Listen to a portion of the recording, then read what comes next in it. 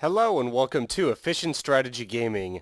So I have just beaten Panzerkorps on the highest difficulty. This is my first time completing it. I think I've owned this game for 3 years. I have quite a few hours in this game, so I'm really proud of this accomplishment.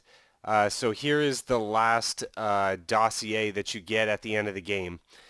You have accomplished the impossible, Herr Field Marshal. With the end of the American resistance, you have brought our last enemy to their knees. Your unmatched success has even provided us with a complete atomic weapon, an asset we will be able to use to ensure peace for years to come. Thanks to your decisive victories, all the world has been united under German rule. The dream of a peaceful and prosperous future has been assured. With the entire globe under one great ruler, many people are already considering this time a new era in human civilization. Congratulations on a truly historic career, Herr Field Marshal. Our names will never be forgotten. So I clicked proceed, and then it said that I've beaten Panzerkorps on the highest difficulty, which is Field Marshal. So now I have unlocked three different levels.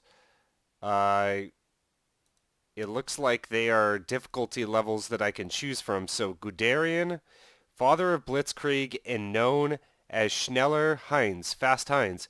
He could perform lightning-fast offensives. Manstein, using his strategic genius, he could defeat an opponent with much more manpower and equipment and cause heavy losses to the enemy while taking few casualties himself. And Rommel, brilliant tactician, he won many battles despite constant shortage of men, equipment, and supply. So I unlocked those three levels there, which I assume are increasingly difficult, with Rommel being the most difficult. I don't quite know how the game could get even harder. That's kind of crazy. Um, so I'll try a playthrough on Rommel difficulty and see how it goes.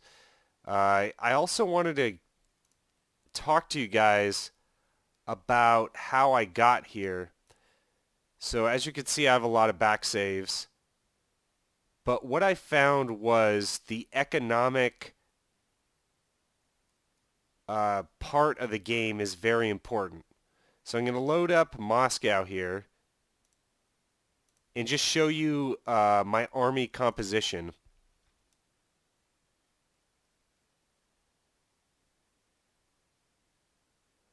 Okay, so as you can see, I'm in Rush to Moscow in the Fall Weiss campaign, and I have a loadout of only 3 different tanks right here, and actually I've been using this cavalry even through Rush to Moscow because it has all-terrain movement, which is very important, and it can kind of get into places quicker that even the Geburtsjäger can't get into.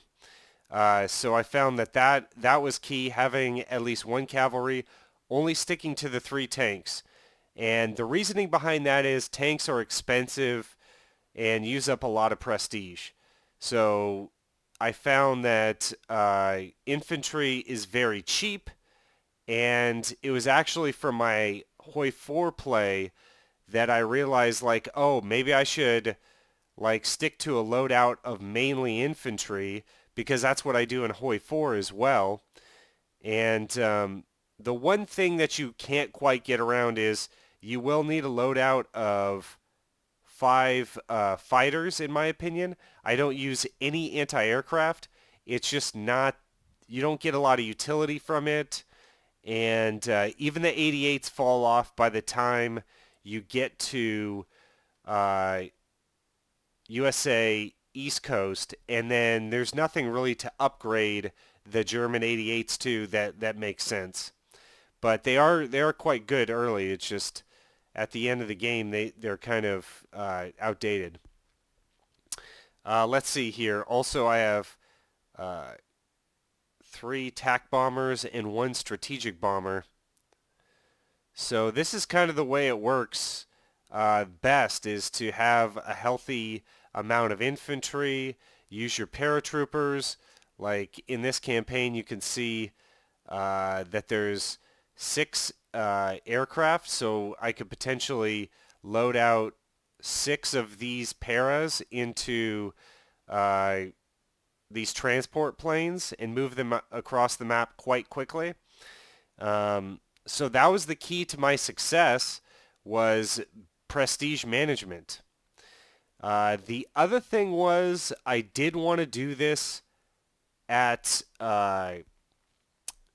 with all decisive victories, but I decided not to, and the reason why is that in Operation Weserübung, it's actually, you get more prestige if you don't get a decisive victory, which is kind of odd, but you get like 1,000 more prestige, or someone can tell me in the comments below. So I went through the game with all decisive victories except for Operation Weserübung because I yielded more prestige by not getting one for whatever reason. Uh, but this is quite a fun game. I really love it. So maybe I'll do some playthroughs on Rommel difficulty. All right, thanks for joining me, guys. If you enjoyed this video, please leave a like and subscribe. Thank you.